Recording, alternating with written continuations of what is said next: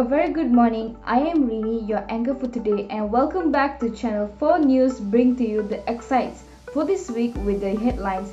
Taliban have ordered an immediate and indefinite ban on university education for women Afghan, restricting women access to formal schooling just 3 months after thousands of girls and women sat university entrance exams across the country. The Taliban takeover meant only one thing for the women and the girls of Afghanistan: fear.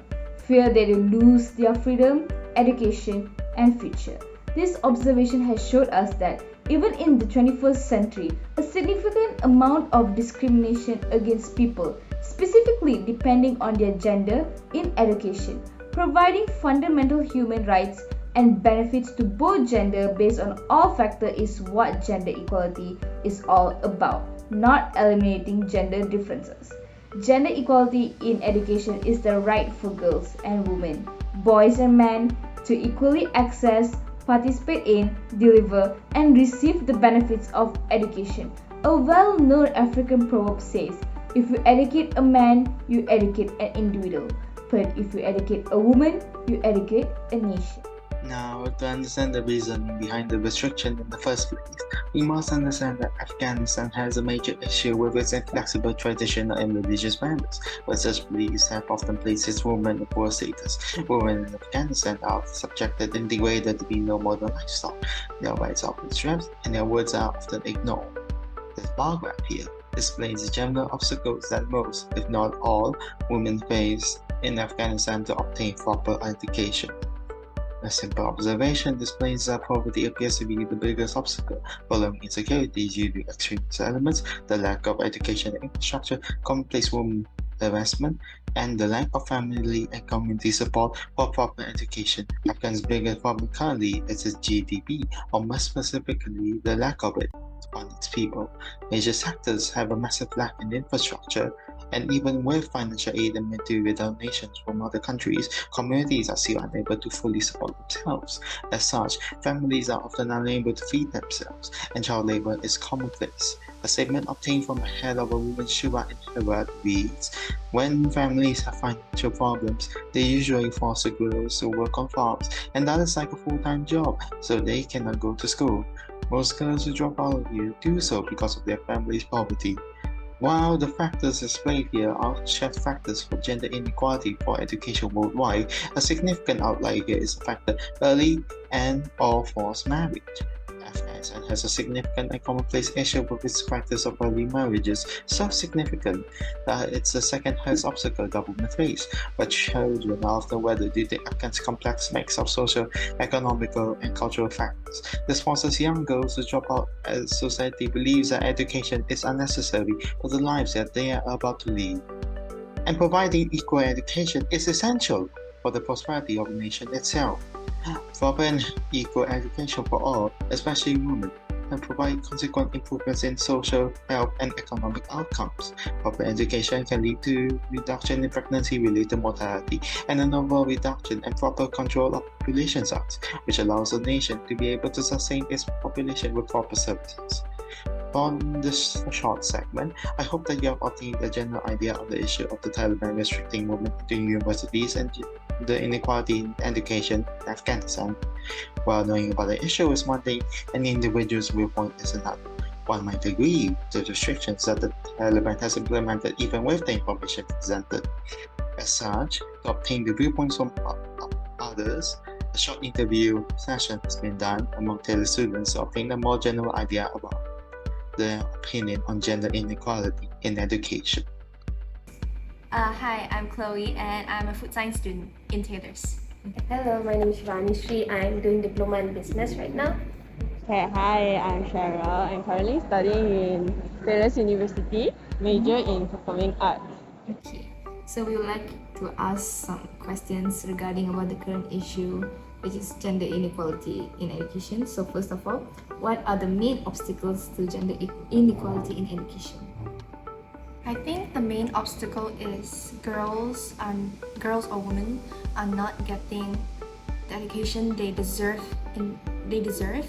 and they are not living up to their full potential because they are not getting enough education. I believe it's people's mindsets mainly, because like, you know, when people think a boy and a girl are friends, they automatically think they're in a relationship, and like a boy can do something and a girl can't. That kind of thing, yeah. Okay, next question is, despite being in the modern era, why does gender inequality in education still occur? In my opinion, it's about the ancient mindset of maybe the older generation or senior citizens that are still suppressing the potential of girls and women and not allowing them to have an education.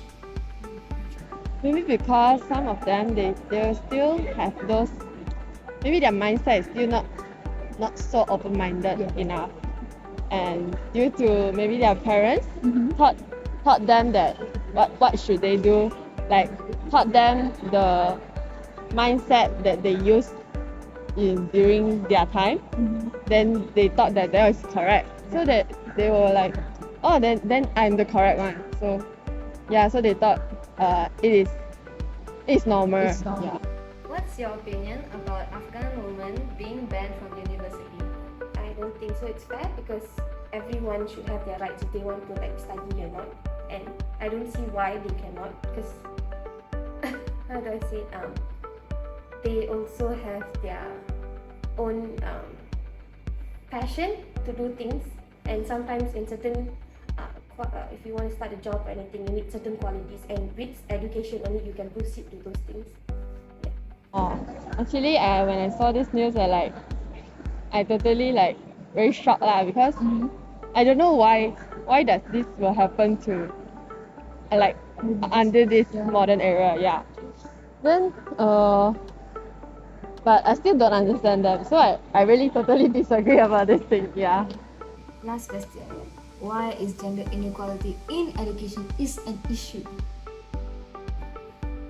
Maybe it's because they don't want the girls to take over the boys' manpower, because they think, because the ancient mindset think that boys or men have bigger potential in the workforce rather than women.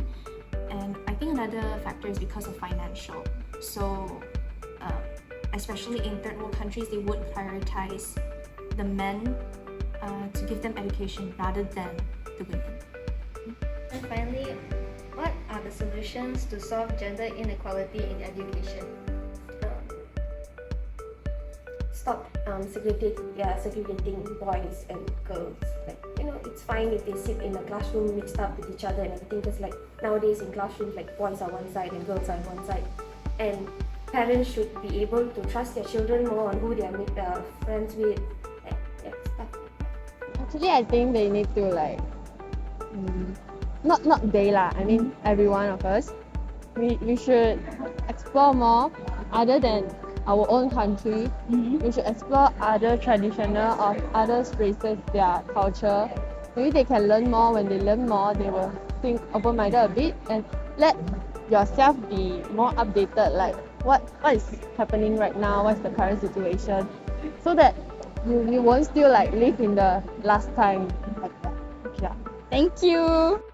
Hi, my name is Sandra, and I'm a part of the research team.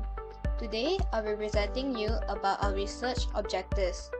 First and foremost, we should always address the current issue, which is the gender inequality in education in Afghanistan, and raise public awareness to it. We can do this by providing the public with a general understanding of gender equality in education, ensuring that people respect all Afghan rights and engage in advocating for women's rights so that actions are made and not just spoken about.